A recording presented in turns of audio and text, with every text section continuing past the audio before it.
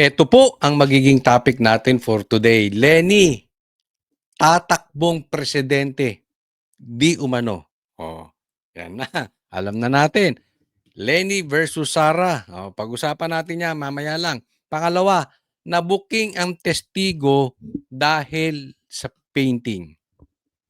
Pangatlo, eto, BBM, nilaglag na si Tambi.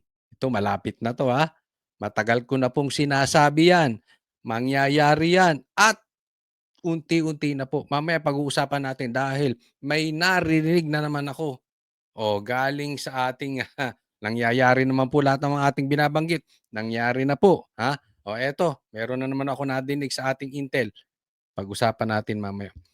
Pang-apat, Sara, delikado sa kamera. O, ayan po ang mga pag-uusapan natin. Huwag pong kakalimutan, sana po i-like nyo po agad itong video na ito. Pagpasok nyo pa lang, like nyo po, napaka-importante sa atin yan. No, konting lambing. At sana doon sa mga hindi pa po subscriber ng channel na Coach Oli News, subscribe po kayo. Libre po yan. Wala pong bayad yan. Okay? Hindi na po natin pagtatagalin. Diretso na po tayo agad-agad sa ating topic dahil kay Coach Oli, bida ang balita. Mamaya po maya-maya natin pag-usapan yung patungkol netong kay Bongbong Marcos, nilaglag na po ang kanyang pinsan. At yung pagtakbo ni Leni Robredo sa 2028 bilang presidente. Mamaya po, hihimayin natin isa't isa. Dito muna tayo dito sa iyaking si Madriaga. Okay ba? Sige. Swear to tell the truth. Nagulat daw si Pangulong Bongbong Marcos sa isiniwalat ni Ramil Madriaga sa House Justice Committee na may kasunduan sila ng mga Duterte na bababa siya sa pwesto sa taong 2025. Wala raw ganyang kasunduan. Ang Pangulo po, hindi po yan mangangampanya para lang po ibigay ang posisyon kahit kanino. Ang sabi ko po natin, nangako po siya na siya'y magtatrabaho para sa bayan at tatapusin ang termino. Did you get a reaction from him on that particular point? Siya po ay nagulat. Dahil hindi po ganun ang Pangulo. Okay. Dito muna tayo. Nagulat si Bongbong Marcos kasi sabi may term sharing. Ibig sabihin, mauuna muna magiging presidente si Bongbong, tapos si Sara naman ang susunod. Kalokohan po yun. Kasi anong purpose? 'Di ba? Kailangan gagawa ka ng isang bagay, may dahilan. Anong purpose magte-term sharing si Bongbong at saka si Sara? Kung ganun lang din pala, di sana tumuloy nang tumakbo si Sara bilang presidente, alam naman niya mananalo siya. At that time, hindi po lumulutang sa survey si Bongbong Marcos. Sa katunayan, lamang pa nga si Lenny kay Bongbong Marcos sa survey that time . Naiintindihan? Nung bumaba lang si Sara bilang Vice President, doon lang umangat si Bongbong kasi sinuportahan na ni Sara si Bongbong Marcos. So sa madaling salita, walang dahilan bakit magte-term sharing sila sa parte ni Sara. Pangalawa, si Bongbong din wala ring kadahi-dahilan na bakit i-share niya kay Sara. 'Di ba? Anong purpose? Tatandaan po natin, ang nag-convince lang kay Sara na suportahan ang Bongbong Marcos ay si Amy at saka si Chavit. At alam po yan ng mga Pilipino. Hindi nga alam ni PRRD yan . Kaya nga may kasalanan sa atin si Amy. Pero kalimutan na natin yung kasalanan niya. Pero yan po ang dahilan. So walang ka-purpose yung term sharing. Ito pa. Bawal po yun. Kasi sa madaling salita, hindi nyo nire-respeto yung boto ng taong bayan. Kaya syempre, pumalagang Malacanang. 'Di ba? Dahil pag sinabi, teka muna, term sharing. May usapan pala. Pero si Bongbong Marcos hindi pumayag. Kasi hanggang ngayon siya pa rin ang nakaupo. So mapapatunayan na loko-loko si Bongbong Marcos, traidor siya sa taong bayan, tapos traidor din siya kay VP Sara. So, no choice siya eh. Di ba? Hindi talaga po pwedeng merong term sharing na unawaan nyo. Kasi kung meron talagang term sharing, for discussion purposes, paano Coach Oli kung meron nga? Malalagay sa alanganin si Bongbong Marcos. Dahil hindi siya sumusunod sa kasunduan. Traidor siya. Nakuha po natin. Kasi ayaw niya nang bitawan yung posisyon niya. Dyan kilala ang mga Marcos. Pag napaupo yan, hindi na bibitawan ng kapangyarihan. Swapang sa kapangyarihan ng mga Marcos. So, mati dito ang mga Marcos sa sinabi ni Madriaga na merong kasunduang term sharing. May bersyon din ng kwento si Senador Amy Marcos para kontrahin ang testimonya ni Remil Madriaga. Mayo taong 2021 pa lang nag-uusap na silang tatlo at talaga itinutulak daw nilang si VP Sara ang tumakbo bilang presidente. Giit niya, wala na pag-usapang term sharing sa pagitan ni Pangulong Bongbong Marcos at VP Sara noong panahon ng kampanya. He will file October 6 as instructed. Pero sana somebody will file as his VP. Kasi nakakatawa naman, walang katandem. Yun ang pinapaliwanag ko kay VP Sara Mayora noon. Still hoping you will run and he will slide down to VP ASAP. Kaya nga sinasabi ko sa inyo, etong si Madriaga, peke talaga yan. Isipin mo, siya pa ang nakakaalam ng term sharing. Samantalang si PRRD nga hindi alam yung term sharing na yan. Hindi nga alam ni PRRD na susuportahan pala ni Sara etong si Bongbong Marcos. Tapos, ang nag-uusap-usap, eto sila Amy, sila Bongbong, sila Sara. Hindi rin nila alam. Itinanggi ni Amy, itinanggi ni Bongbong, at hindi rin tinatanggi rin ito ni Sara. Tapos si Madriaga alam. Di ba? Kung hindi ba naman nuknukan ng kalokohan niya si Madriaga. Kaya nga sabi ko sa inyo, ganyan po kababoy ang Kamara ngayon. Yung ganitong klaseng testigo, hinahayaan nila para lang sa kanilang mga pangarap, possibly para sa maleta or possibly para sa envelope na kanilang matatanggap. Pero talagang kalokohan po yan, si Madriaga. Ewan, ganon. Ngayon, ang sagot naman ni VP, tulad ng sinabi niya sa media, naku, ang usapan namin ni PRRD, VP na siya sa PDP, ako, mayor na. November 12, ang liwanag naman ng statement ng aking kapatid, no to possible term sharing. Kaya tumigil ang mga nagchichismis ng kalokohan. Bakit magte-term sharing? Pinipilit nga namin na yung buong term, ang pagiging Pangulo, para kay Inday. Makikihati pa siya. Saan naman kalokohan ng galing yon? Wala raw alam si dating Pangulo Rodrigo Duterte sa usaping ito, lalo't may sariling kandidato ang PDP laban. Malabo rin Di ba? Isipin mo, yung mga malalaking tao, kahit nandun sa kabilang parlor na si Bongbong Marcos, walang kaalam-alam dito sa term sharing. Si Madriaga meron. Di ba? Ito yan. Laglagan portion na po. Nilalaglag na ng Malacanang. Nilalaglag na ni Bongbong Marcos. Ito si Tambaluslos. Ito ha. Tandaan nyo itong sasabihin ko. Binanggit ko na po ito before. Pero, meron po tayong nadinig na panibagong intel. Kasi, ang sinabi ko sa inyo before, talaga yan si Bongbong at saka si Tambi, maglalaglagan yan eh. Ang talagang swapang sa kapangyarihan, traidor yan. Nature na nila. Kala nyo magkakampi lang yan sa ibabaw. Tandaan nyo, may kanya-kanyang trolls yan. May kanya-kanyang vloggers yan. At yung iba doon, kaibigan ko. Nagigets nyo? Hindi nila aaminin yan. Okay? May kanya-kanya po yan. Meron din yung kanya-kanyang hawak na politiko. Sa ibabaw, hindi sila naglalaban. Pero sa ilalim, yung trolls nila, yung vloggers nila, nilalaglag yung kabilang kampo. Diba? Ngayon, eto ang nadidinig natin. isa-isa na po magbibitawan. Tingnan nyo si Anyo, bumitaw na. Di ba? Nagsisimula na po ang laglagan dyan. Mapapansin ninyo, palakas ng palakas ang partidong PDP. Mapapansin ninyo, marami na rin pumapanig sa PDP. Napapansin ninyo, lumalakas yung PDP, hindi lang sa mga taong sumusuporta, kasi dati namang maraming sumusuporta sa PDP, pero ngayon lantaran na. So palapit na tayo ng palapit.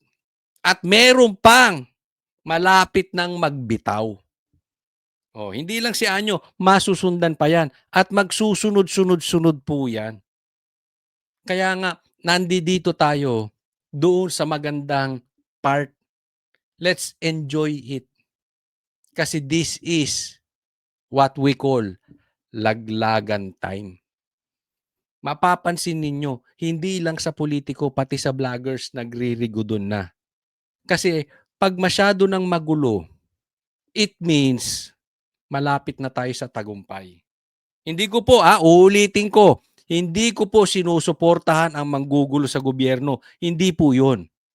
Ang sinasabi ko, ang ibig kong sabihin na pag magulo na, yung sila-sila na naglalaglagan, kasi po nararamdaman na nila sa bawat isa, meron na talagang katapusan itong pangyayari. Wala ako sinasabing cancer ha. Wala ako sinasabing mamamatay.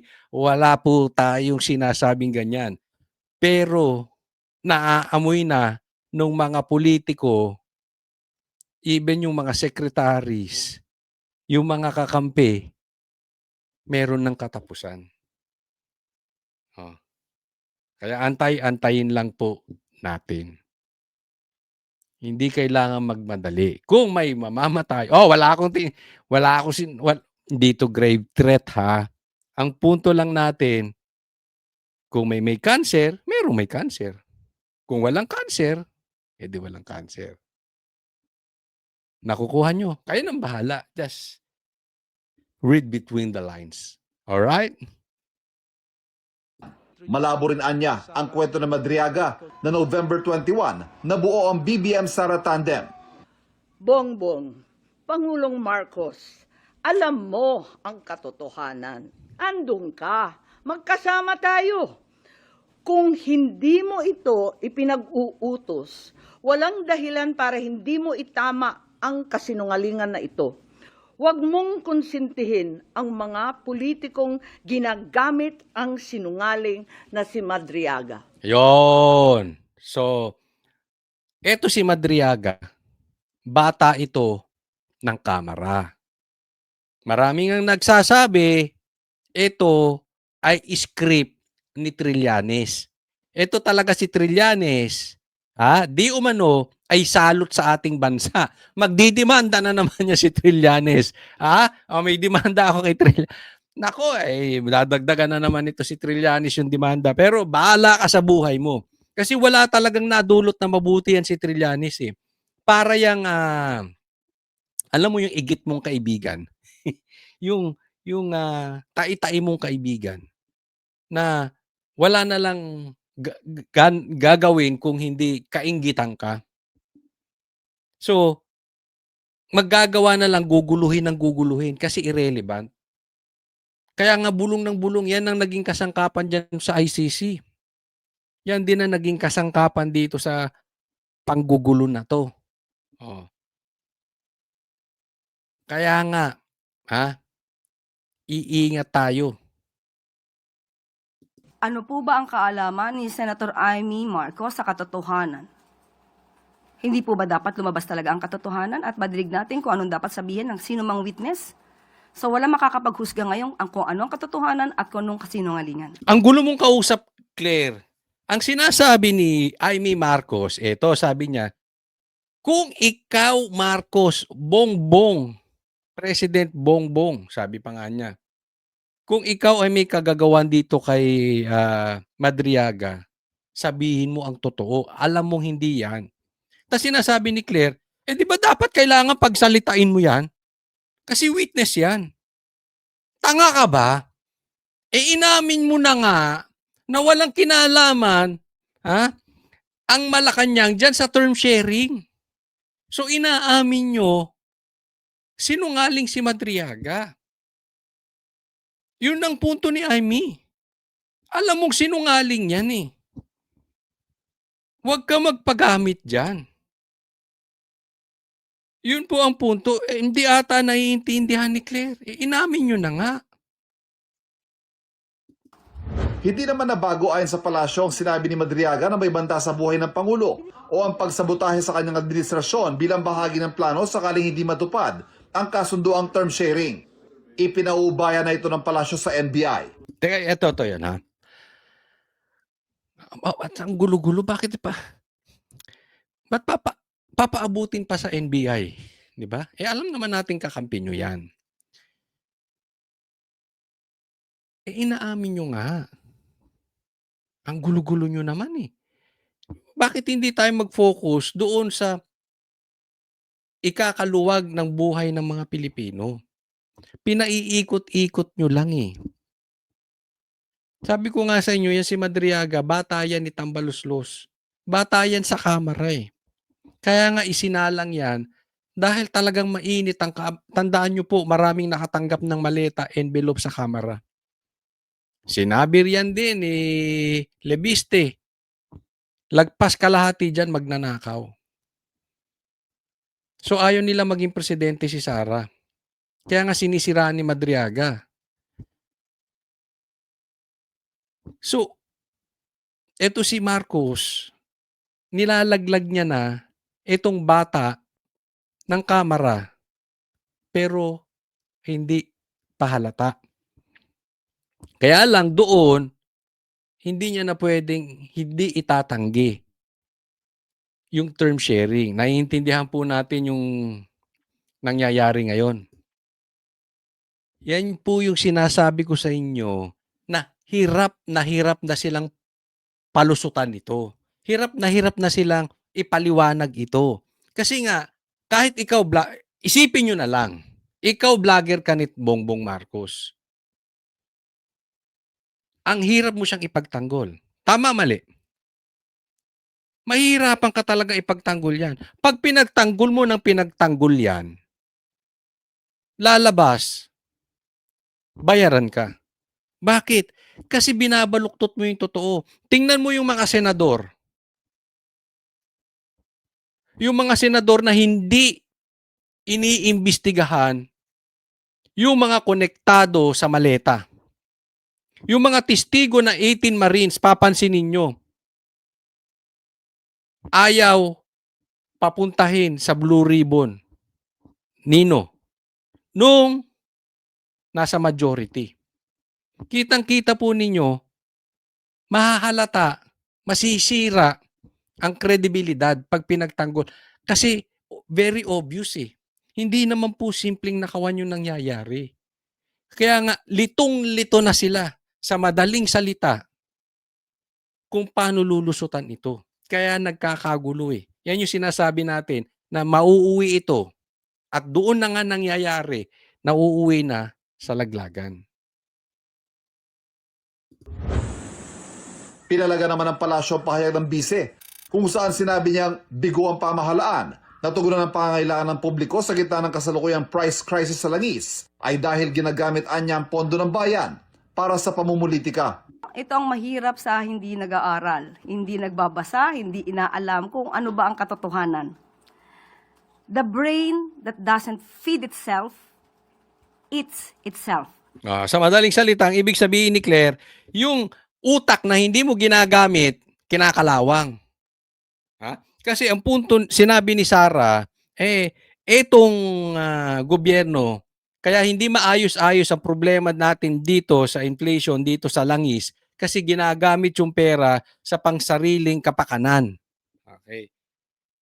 So, punto ni Claire, mali ka. Hindi mo kasi ginagamit yung utak mo, Sara. Kayo po tanungin ko. Doon po tayo lagi sa resulta.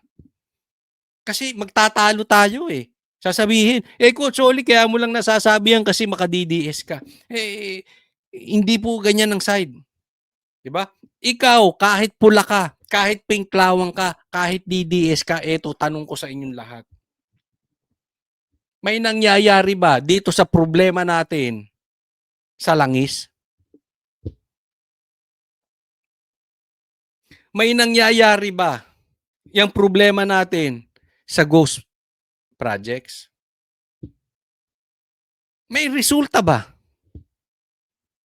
May nakikita kayong infrastructure? Nagmumura ba ang bilihin? Sasabihin na naman ng iba, kailan ba na may nagmura? Kahit naman sinong presidente, pataas ng pataas ang presyo, tama. Pero grabe ang pagmahal ngayon. Saan ka nakakita lagpas doble ang itinaas ng presyo ng diesel at gasolina? Tanga ka ba kung hindi mo alam yon? So, sehodang DDS ka, pula ka, o pinklawang ka, doon tayo pumunta sa ano? Sa resulta. Kayo ba masaya sa resulta kung paano hinaharap ng gobyernong ito itong krisis? Tayo po ang bansang pinakamalaking itinaas sa buong mundo sa gasolina at langis. Hindi mo pwedeng sasabihin lahat naman nagtaasan. Yes, lahat nagtaasan. Pero bakit tayo ang pinakamataas ang itinaas? Inutil kasi yung presidente natin. Yan ang totoo dyan. Ilang oras po tayong nasa press briefing kahapon matapos ang Uplift Committee meeting. Halos 2 oras tayong nagkaroon ng diskusyon. Kahit na mag 3 oras pa kayo, mag-short time kayo, 3 hours kayo mag-check-in at mag-meeting. Gawin mong 4, 5 oras. Gusto mo overnight pa kayo mag-meeting, mag-pat session pa kayo. Wala po sa haba ng meeting yan. Nasaan? Nasa resulta. Kung walang resulta, kahit mag-meeting na mag-meeting kayo araw-araw, mga inutil kayo lahat dyan. Yun lang po yun eh. Hindi naman natin sinasabing itinatangging walang krisis. Pero wag naman tayong pinakasapol. Anong silbi nyo dyan? Balita ko, laki-laki daw ng budget dyan sa PCO.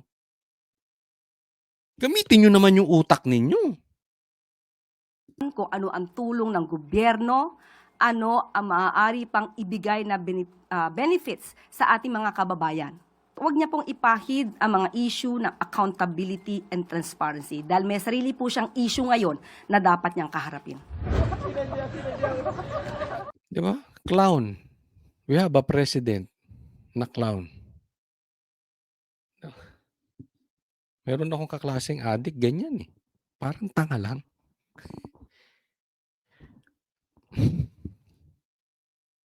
Patuloy naman naninindigan ng palasyo na wala nang dapat patunayan ng Pangulo sa panawagang maglabas siya ng medical record. Hindi po kinakailangan at kailangan sapilitang magbigay ang isang Pangulo ng kanyang medical records. Kung puro chismis lang po ang pagbabasehan ninyo at guni-guni lamang at wala kayong anumang basihan, sa tingin po natin ang Supreme Court ay hindi naman po babalik ta rin ang ganitong klaseng jurisprudence. Sinagot din ng palasyo ang hirit ni Cavite Representative Kiko Barzaga na si Pangulong Bongbong Marcos daw ang nagpakulong sa kanya. Alam naman natin kung sino ang nagdemanda kay Congressman Kiko Barzaga. Alam din naman niya kung sino ang nagdemanda sa kanya. At alam din naman niya kung kailan siya humingi ng apologies dahil sa kanyang ginawa. Hindi ito makakaila. So paano niya masasabi na ang Pangulo ang nagpakulong sa kanya? Ito na lang. Dito na lang tayo sa resulta. Bakit daw si Kiko Barzaga ang pinakulong si Bongbong at tinatanggi ni Claire? Ito lang eh. Balik tayo dun sa resulta. Meron bang nakukulong doon sa mga sinabi man lang ng 18 Marines? Doon sa sinabi ni Saldico? Doon sa mga nakakatanggap ng maleta? Doon sa mga mastermind? Doon sa may mga ghost projects, meron bang nakukulong? Meron bang nakukulong nakakampi ni Bongbong Marcos? O puro ang nakukulong doon sa lehitimong bumabakbak at nagsasabi ng nakawan sa gobyerno? Una, si PRRD, si Pastor Kibuloy, si Kiko Barsaga. At kung sino-sino pang nagigipit. Meron ba? Yung mga nakikinabang ngayon sa maleta, meron bang nakukulong? Yan lang ang usapin eh. Diba? O next po. Ito pag-usapan natin kasi dito talaga makikita natin na wala talagang kakwenta-kwentang testigo itong si Madriaga. Tama yung sinabi ni Amy Marcos eh. Bongbong, kung ikaw ang may pakana nito, alam mo yung totoo. Sabihin mo na. Nakakasira po. Ito po etong si Madriaga ay hindi lang po natin sinasabi na dahil siya ay nagsasabi ng kasiraan ni Sara kaya natin binabanatan. Hindi po. Kasi masisira ang kamera dito. Tingnan nyo tong kapalpakan ni Madriaga. Sa pagharap ng nagpakilalang dating aide at umano'y bagman ni Vice President Sara Duterte na si Ramil Madriaga sa pagdinig ng House Committee on Justice kahapon, kasama sa kanyang ipinakita ang ilang larawang nagpapatunay anya ng kaugnayan niya kay Vice President Duterte. Kabilang narito ang screenshot ng video conference kay Duterte, kung saan kita sa likod ng bise ang isang painting na iniregalo umano niya sa bise. During our video conference, I also noticed the painting I personally gave her as a gift. Sa clarificatory questions, Pilingero talaga si Madriaga. May video call pa sila.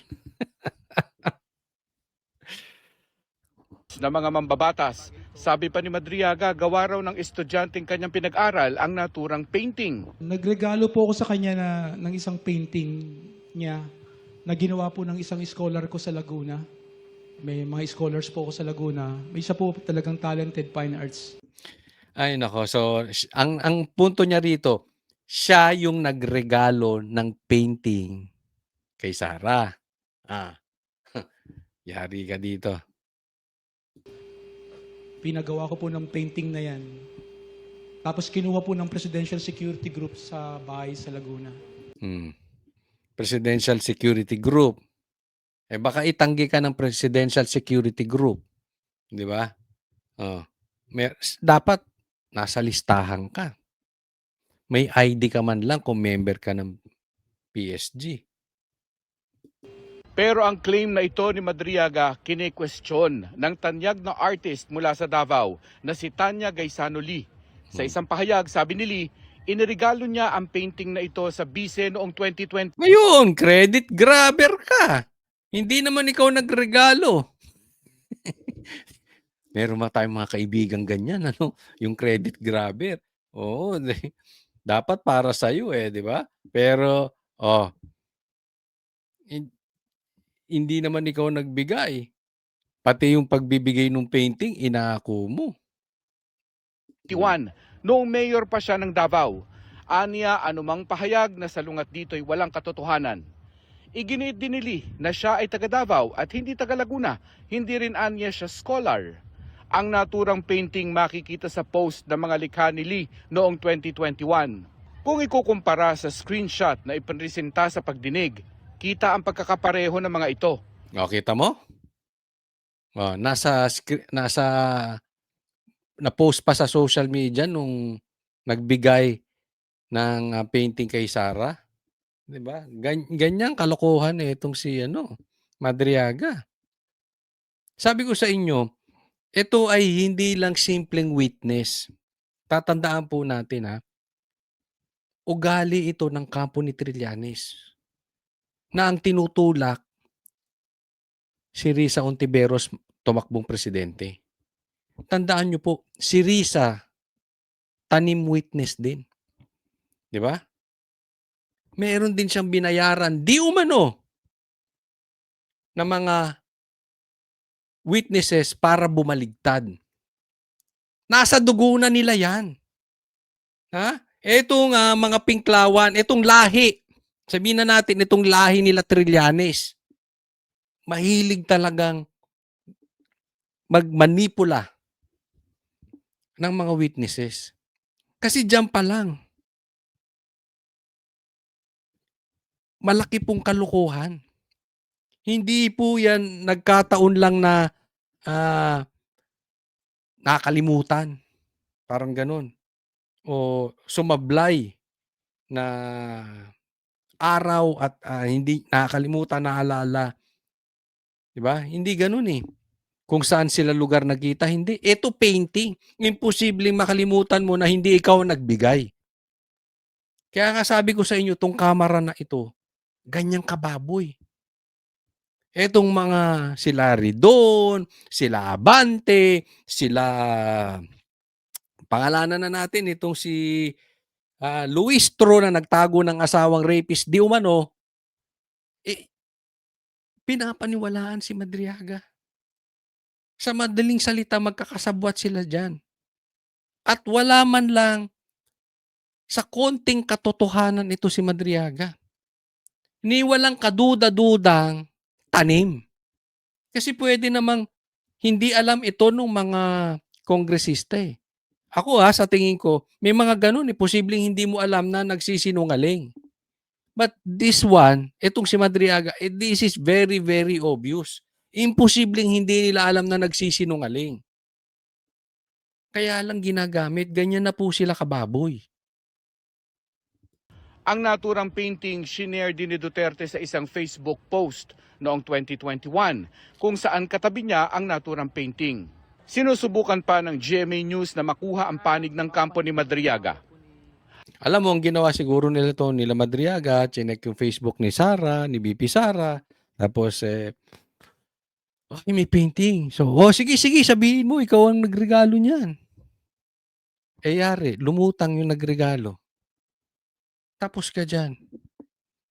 Hindi natin alam kung anong pumasok sa utak nito eh. Pero posibleng tinakot ito ng nag-utos sa kanya. Dahil siyempre may kaso nga, tutuluyan siya. Diba? Ang posibleng kapalit nito, tutuluyan ka talaga namin pagka hindi ka tandaan mo, kidnapping yung sa'yo. Medyo mabigat yun. Hindi lang medyo, talagang mabigat yun. At isa ka sa wanted. So pagka hindi ka tumistigo labang kay Sara, tutuluyan ka namin. Pero kung hindi, mapapangwalang sala ka. Kasi hindi pa naman tapos to, nasa trial pa lang eh. So madaling hawakan to sa leeg. Ganyan po ang ginagawa.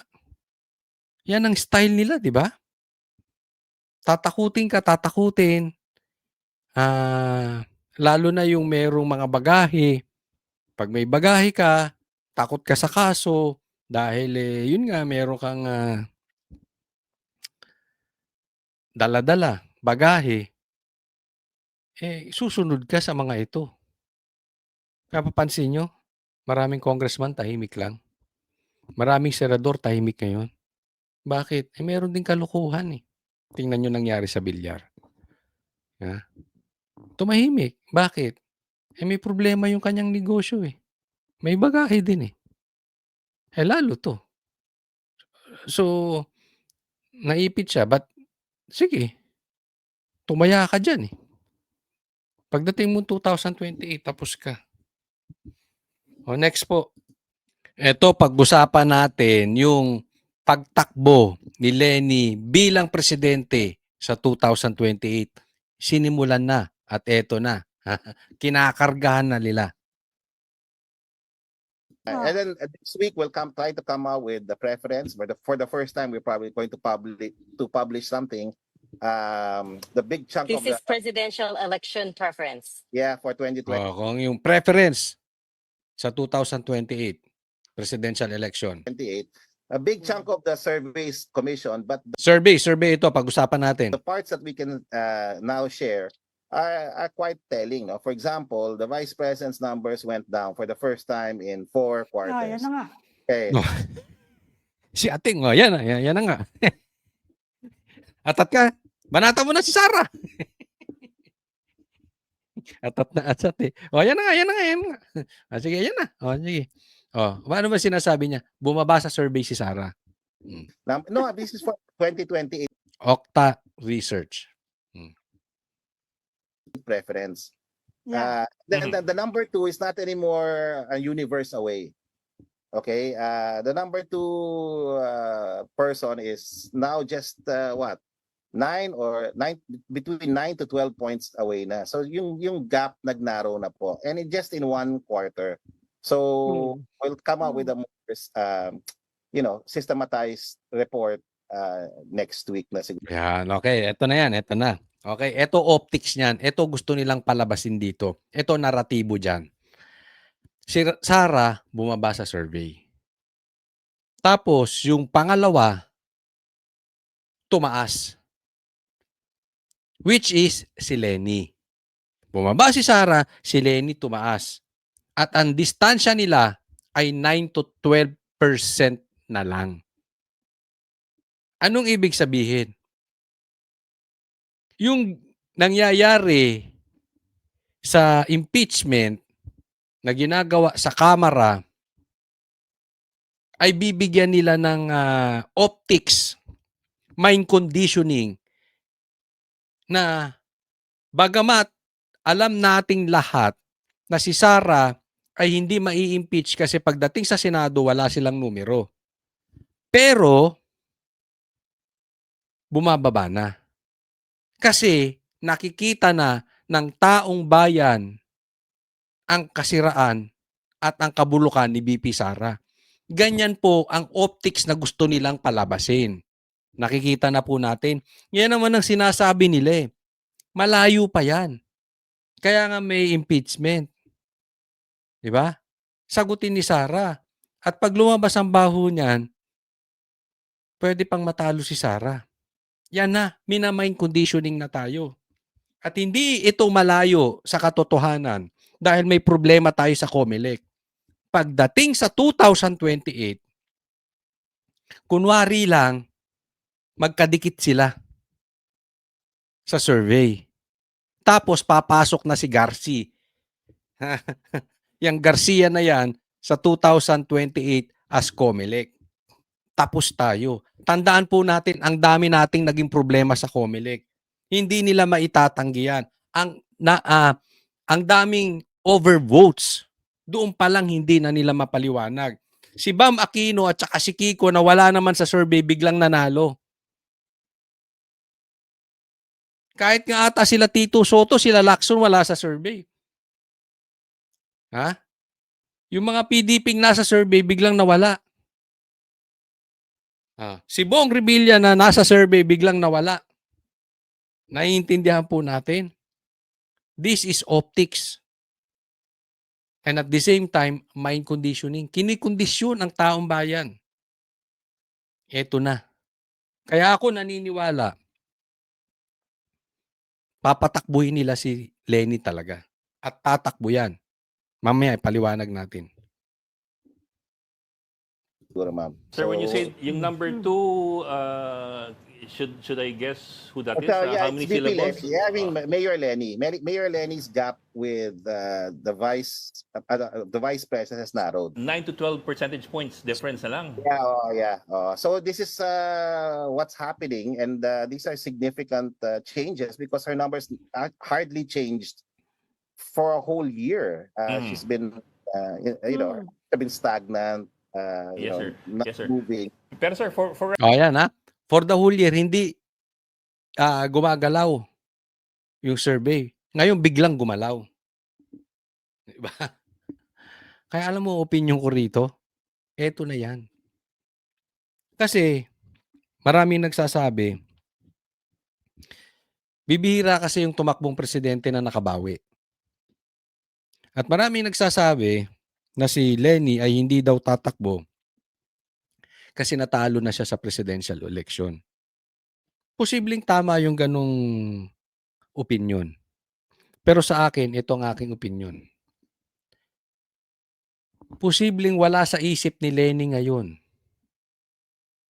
Pero pupwersahin nila si Lenny tumakbo. Darating ang time, wala nang magagawa si Lenny. Andiyan na ang suporta ng mga negosyante. Bubuhos ang pera ng mga oligarch. Tandaan po natin, ayaw ng mga oligarch sa mga Duterte kasi ang Duterte hindi nila kayang hawakan sa liig. Dahil ang Duterte, pagbabayarin sila ng tax.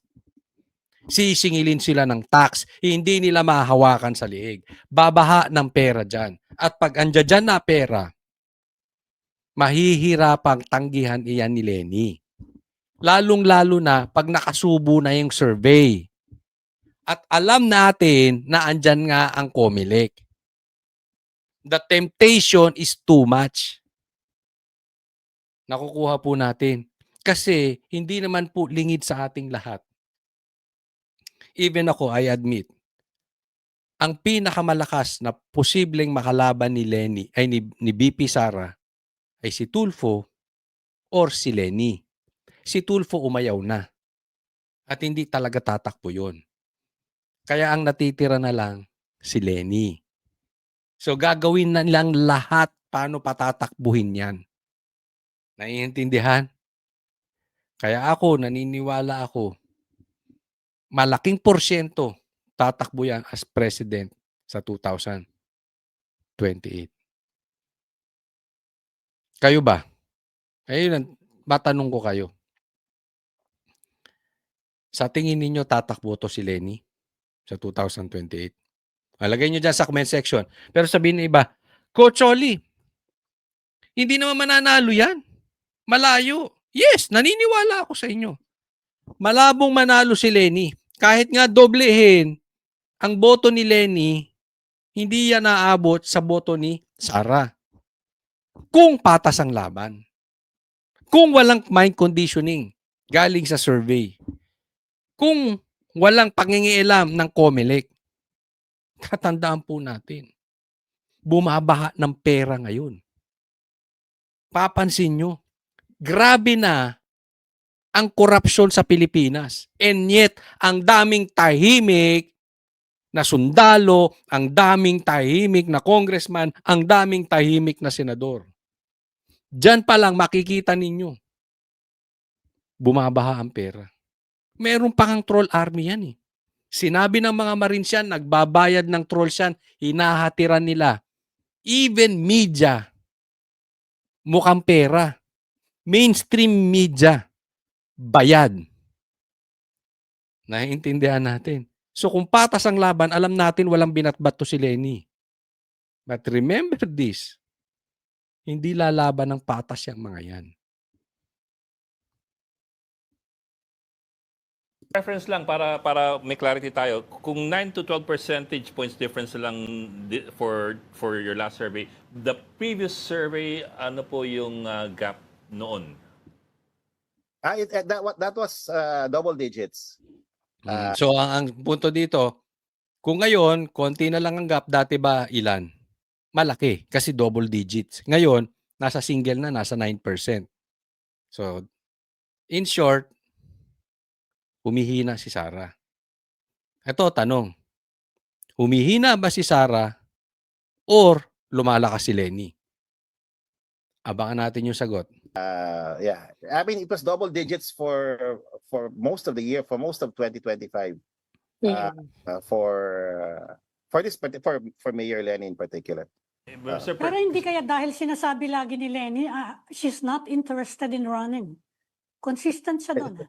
Yeah, I know. Kaya we're wondering also what happened. She didn't do anything last quarter, except for that, very, that visit, that the president made. Yeah. Putting Medyo nag-high profile yung mga bisita sa kanya.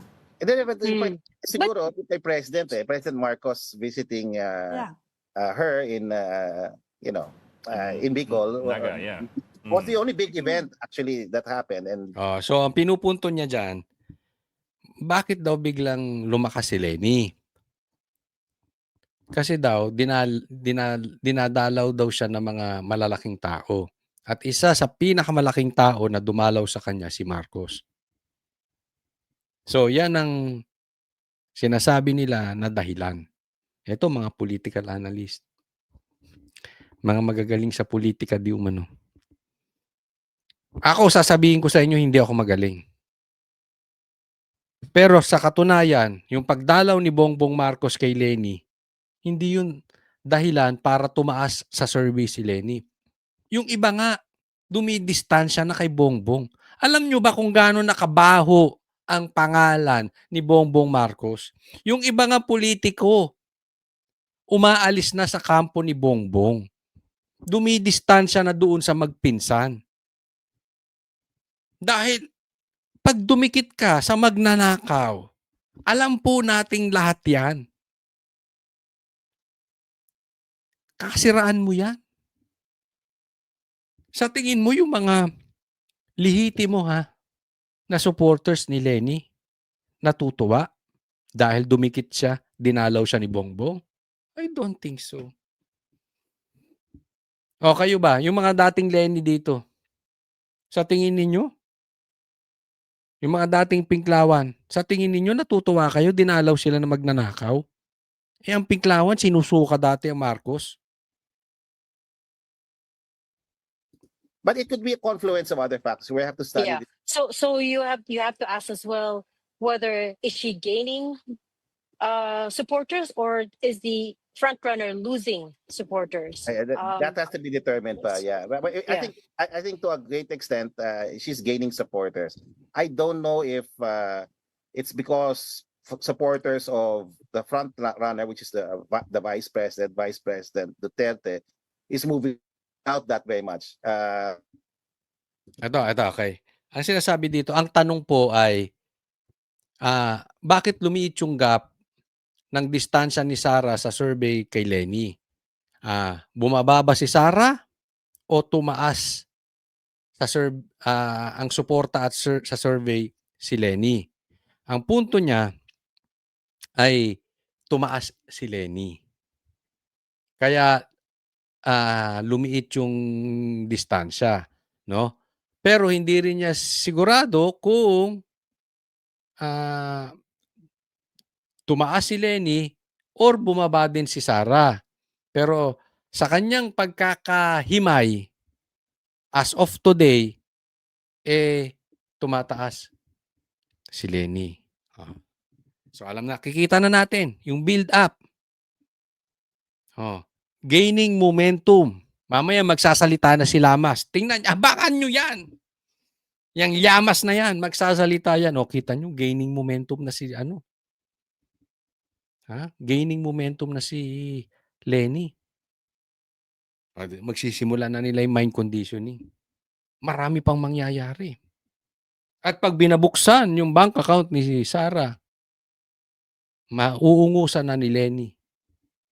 Tapos, ayan na, pasok Comelec. Tapos na. Diba? So, yan ang style. Abangan ninyo. Tandaan nyo po itong sinasabi ko. Ilista po ninyo. At pag nangyari, sabihin ninyo, nakachamba na naman si Cotsoli. Okay, next topic po tayo. Ito naman, pag-usapan natin dito, no, papansin nyo, ang tagal ng walang blue ribbon hearing. Di ba? Hindi na pinag-uusapan patungkol sa ghost projects. Hindi na pinag-uusapan patungkol sa flood control. Yan ang nakakapagtaka. Tapos, gusto nang tapusin ni Lacson.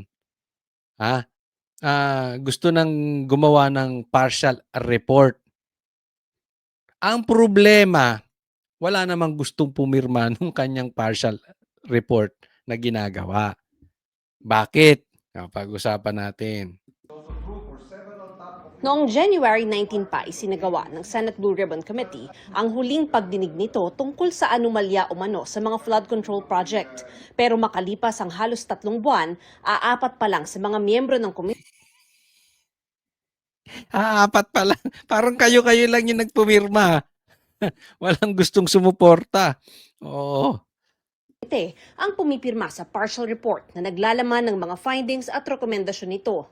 Sabi ng miyembro rin ng komite na si Senador Amy Marcos, hindi siya pipirma sa partial committee report dahil nakukulangan siya sa laman nito. Hindi rin aniya ipinatawag ang mga dapat pinaharap, kabilang si Oh, yan. Ito kasi yan, yung partial committee report, doon sa naging investigasyon ng Blue Ribbon patungkol dito sa pagnanakaw sa flood control, sa ghost projects. Okay? Pero tinatapos na, magagawa na ng committee report, partial committee report to si Lacson. Kulang nga. Ni hindi nyo nga napapatawag si Tambaloslos. Etong pagmumukha na ito, at tingnan ninyo kung kayo ay naghihirap sa buhay, kasalanan nito. Malaking parte kasalanan nito. Siyempre, dapat nagsisipag din kayo. Pero kung merong problemang malaki, bakit mahirap ang Pilipinas ngayon? Lalo pang naghirap ang Pilipinas ngayon dahil sa pagmumukha ng lintik na ito. Sila, pabili-bili ng bahay sa Forbes. Tayo, ikaw, ako, tayo naghihirap. Nakukuha po natin. Yan ang pahirap. Tapos ayaw patawag ni Lacson. Tapos, yung 18 Marines, ayaw rin ipatawag ni Lacson. Simple lang pinipilit na nga ni Marcoletang tawagin yung 18 Marines. Pinipilit na nga ipatawag itong si Tambi. Ba't hindi mapatawag? Baka naman itatanggi, hindi namin ayaw patawag, itatanggihan ni Lacson. Pero bakit walang nangyayari? Sabi ko sa inyo, doon tayo lagi sa resulta But until now, walang nangyayari dyan sa pag-iimbestigan nyo. Tapos gusto nyong tapusin. Pahirap sa buhay itong sila Anong kademonyohan to si Tambaloslos? Wala bang konsensya to? Samantalang kayo haya-hayang buhay, Pilipino, lagpak ang buhay. Wala tayong naayos na mga tulay, namamatay dahil sa mga baha. Dating House Speaker Martin Romualdez at dating DepEd Undersecretary Trijib Olaivar na tumanggap umano ng flood control kickbacks. Sinabi na namin ni Senator Marcoleta. Di ba gumawa na kami ng sariling report dahil very disappointed kami na hindi talaga tinutumbok yung mga Marines, yung iba't ibang testigo, si Trijib, si Martin. Nakatambay lang naman yung mga yan bakit hindi hilain dito at magsalita? Pilit na tinatabunan. Iniugnay si Romualdez sa flood control scandal at ayon sa ombudsman, inihahanda na ang plunder case laban sa kanya. May nakabinbinding reklamo laban kay Olaivar sa ombudsman kaugnay ng issue. Hinihinga namin sila ng pahayag pero dati na nilang itinanggi ang mga alegasyon. Ang Marines naman, tinukoy ng senadora, ang grupo ng mga dating sundalo na nagsabing nag-deliver umano sila ng male-maletang cash sa mga opisyal, kabilang si Pangulong Bongbong Marcos. Hinihinga namin ng reaksyon ng Malacanang pero dati na nitong sinabing kasinungalingan ang mga sinabi ng mga ex-Marines. Ang sabi ni Senadora Marcos, kailangan daw kompleto ang report bago siya pumirma. Buong investigasyon. Diba? Simple, di ba? Tinanggi ni Tambi. Tinanggi ni Bongbong Marcos. So, kung sa tingin ninyo sinungaling tong Marines, di patawag nyo.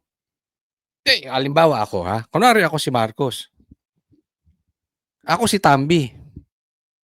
At sa tingin ko, talagang sinungaling tong mga Marines. Gugustuhin kong patawag. Babatukan ko yan si Lacson. Totoo kung ako si Marcos. Babatukan ko yan si Lacson. Papatawag ko yung Marines. Imbestigahan nyo para mag-isa. Para lumabas ang totoo. Kasi kung ako si Marcos at wala ako talagang ginawa at hindi talaga ako nabigyan ng maleta, gusto kong mapatawag yung Marines. Pero kung ako ay talagang nabigyan ng maleta at totoo yung sinasabi ng Marines, ayaw ko silang patawag sa Senado. Bakit? Lalabas yung totoo. Naiintindihan po natin. Kaya dito sa istoryang to paikot-ikot, halatang halata na totoo yung sinasabi ng Marines. Kasi kung sinungaling yan, edi dapat gusto mong mag-isa. Kasi magkakabuhol-buhol lang. Tandaan nyo, pag nagsisinungaling ang isang tao, pag tinanong mo ng tinanong, magkakabuhol-buhol ang dila niyan. E di mas lalo nyong gustong imbestigahan, ba't ayaw nyo? Ba't hanggang ngayon hindi pinapatawag? Kasi guilty kayong magpinsan. At ikaw, Lacson at Tito Soto, wag na nating i-edit, wag nang pasintabi. Kayo, Lacson at Tito Soto, kasangkapan kayo sa pagnanakaw. Whether nakakatanggap kayo or hindi, pero nagpapagamit kayo to the very least sa mga magnanakaw. In the names po ba? Yung po ba yung natin? Dapat lahat. Tugon ni Senate Blue Ribbon Committee Chairman Senador Ping Lacson, hindi naman niya inasahang may pipirma sa Partial Blue Ribbon Committee report na tulad ni Senadora Marcos na taga-minorya. Nasa sa kanila na raw yun kung hindi nila tutuparin ang kanilang tungkulin bilang mga miyembro ng komite. Kumpiyansa si Lacson na makakakuha siya ng dagdag na 5 pang pirma para makumpleto ang kinakailangang majority na 9 na lagda para mailabas sa plenary ang kanilang report. Ito ang ibig sabihin ni Lacson. Ang sagot ni Lacson, rewind natin. Ang ibig sabi ni Lacson, of course, minority kayo, majority kami. Natural, hindi kayo pipirma dito sa investigasyong ginagawa ng majority. Nasa sa inyo na yan kung hindi ninyo gagawin yung responsibilidad ninyo. Tanong, Lacson, bakit aapat lang nagpipirma? Kaya nga majority kayo, ibig sabihin kayo ang madami. Meron bang majority na minority? Meron bang majority na pero konti? Kaya nga kayo tinawag na majority, ibig sabihin kayo yung madami. Yung minority ang konti. Bakit aapat ang pumipirma? Ibig sabihin, nakukulangan sila diyan sa committee report na ginagawa mo. Ibig sabihin, nakukulangan sila sa pag-iimbestiga na ginagawa ninyo. Ayaw nyong patawag eh. Pulpul kayong dalawa ni Tito Soto, kayong mag-boyfriend. Ungas kayong mag-imbestiga. Tungkulin bilang mga miyembro ng komite. Kumpiyansa si Lacson na makakakuha siya ng dagdag na 5 pang pirma para makumpleto ang kinakailangang majority na 9 na lagda para mailabas sa plenary ang kanilang report. Makakakuha siya ng 5 pang ang tagal-tagal na yan, ba't hindi ka makakuha? Simple lang di ba? Ba't hindi ka makakuha? Ang kanilang report. Sa ngayon, sinuspindi muna ni Lacson ang mga pagdinig ng komite sa flood control scandal at ire-report muna niya sa plenaryo ang laman ng partial committee report. Ayan. Sa madaling salita, suspindi na naman. Itong pag-iimbestiga, itong Blue Ribbon hearing patungkol sa ghost projects, parang si Bongbong Marcos. Lulubog, lilitaw. Ngayon, nandito si Marcos, nakikita natin. Tapos mga 3 araw, 4 na araw, lulubog na naman yan, wala na naman. Siguro nagpapatanggal ng tama. Bangag nga daw yan eh. O lulong, sabi ni Jaime. Sabi ni PRRD, bangag, sabi ni Jaime, lulong. So kaya siguro nawawala kasi papababa ng tama. Tapos pag wala ng tama, lulitang na naman, jumping jacks. Diba? Ganyan dito sa Ghost Project din. Sa Blue Ribbon na pag-iimbestiga. Lulubog, lilitaw, minsan nandyan, minsan wala. Kaya kita mo wala sila. Walang nakatapusan, walang gustong pumirma. Bakit? Iniiwasan kasi mag-hearing. Ganun kasimple. Hindi ba natin napapansin? Pinaiikot-ikot nila. Iniiwasan nila magkaroon ng pagdinig patungkol dito sa flood control scandal. Ganyan po, kagago. Itong si Tito Soto at saka si Lacson. Next po. Pag-usapan natin etong lagay ni BP Sara. Naku, delikado siya. Delikado nga ba? O marami na siyang kakampi dito sa Kamara? Tingnan po natin. Numero ang basihan para ma-impeach at mailis sa pwesto si Vice President Sara Duterte. Sa Kamara, 1/3 o katumbas ng 106 votes ang kailangan. Sa Senado naman, 16 na boto ang susi para Okay, so sa madaling salita, para ma-transfer, para lumusot, 106 ang boto kailangan sa House. Sa Kamara, sa Senate, 16 out of 24. So 2/3 and 1/3 naman sa House. Kasi 300 plus ang House. Etong 106, maliit lang yan kasi yun nga, marami dyan sa House eh. Ang nagiging punto natin, alam naman natin meron silang numero. Makukuha nila yung 106 na yan. Madali makuha yan eh. Bakit hindi pa i-transfer sa Senado? Kasi sa Senado, hindi yan mananalo. Dahil wala silang 16 out of 24, wala silang 16 na senador. Nakikita natin na kaya iniipit-ipit yan. Kaya nagkakaroon sila ng mini trial dyan na illegal po yan. Dapat yan ipinapasa na sa Senado. Dapat yan pinagbobotohan na. Hindi, sinasalsal nito mga animal na to. Sinasalsal ito ni Laila. Yung mga tao dyan sa Kamara. patalsik si VP Sara. Matapos ang mainit na pagdinig kahapon, ano na kaya ang kahinat na ng mga reklamo laban sa pangalawang Pangulo? Sa mensaheng ipinadala sa Billionaire News Channel ni Antipolo Representative Ronaldo Puno na chairman ng National Unity Party na may mahigit 40 na miyembro, inamin niya na nakasalalay ang posisyon ng NUP sa impeachment sa magiging boto ng House Speaker at mga kapwa-partido sa mayorya. Iginit din niya na ayaw niyang impluwensya ng iba sa kanyang opinyon at malaya raw silang pumili ng kanilang boto. Pero kung hayaan ng liderato ng Kamara na kumontra sa impeachment ng ilang majority party, partikular ang Partido Federal at Nationalist People's Coalition, posibleng kontra-impeachment na rin daw ang boto ng mga miyembro ng NUP. Sa ngayon, tila malabong kumontra ang Partido Federal ng Pilipinas sa impeachment dahil pinamumunuan ito ni PBBM.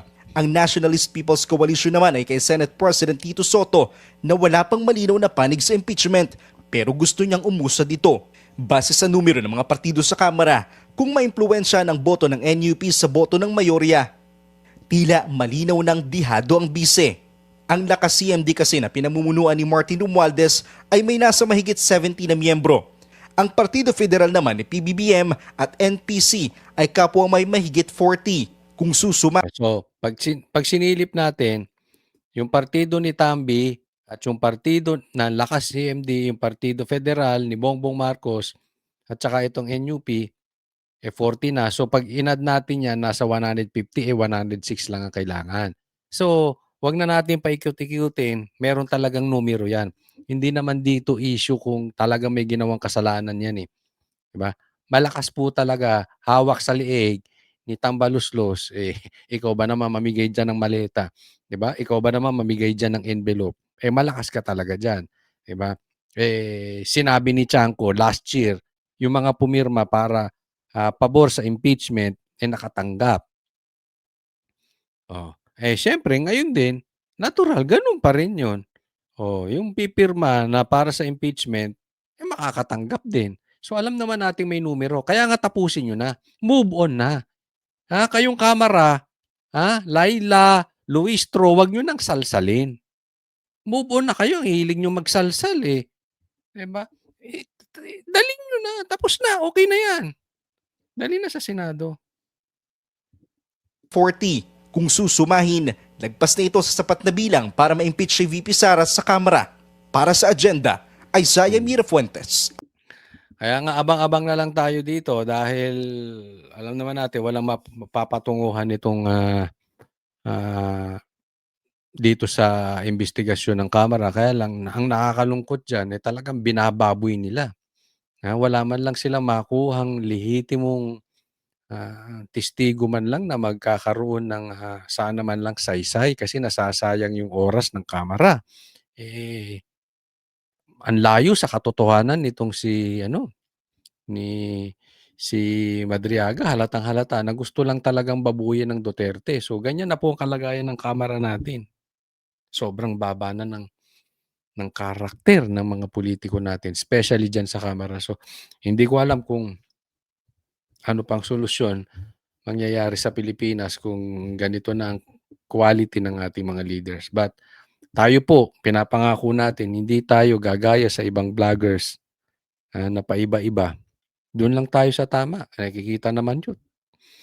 Kung paano binababo yung camera, hindi naman po tayo bias lang kay Sara. Yes, sasabihin makasara kayo. Of course, aminin namin. Pero, hindi ba obvious? Kahit grade 2, makikita na kababuyan na itong ginagawa ng camera. Kaya tayo po, pinapangako ko sa inyo, hindi po tayo titigil. Na isisiwala at itong mga kalokohan nila. Hindi po nila tayo matatakot. Maraming salamat po sa mga nanood sa Coach Oli News at huwag pong kakalimutan na i-like and i-subscribe po itong channel na ito. Maraming salamat po. God bless everyone.